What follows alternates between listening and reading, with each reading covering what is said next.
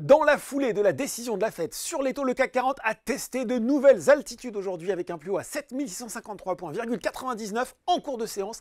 Il termine la journée de façon plus mesurée à plus 0,59% vers les 576 points, j'en perds mon latin, et 4,7 milliards d'euros échangés. Une bien belle séance donc.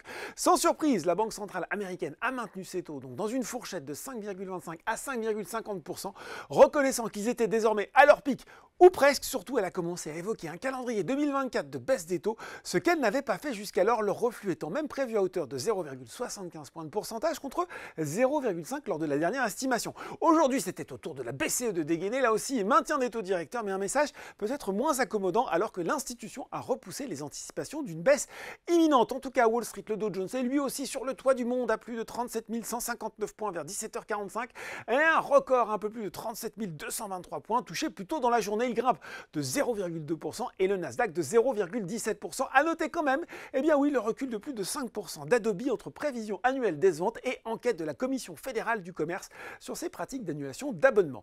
Du côté des valeurs en hausse à Paris, eh bien Voltalia a fait le plein d'énergie et termine en tête du SBF 120 à plus 13,5%. Elior aussi avait un bon coup de fourchette, notamment grâce à JP Morgan qui a relevé sa recommandation de sous-pondéré à neutre et son objectif de cours de 2,30 € à 3 € sur le titre.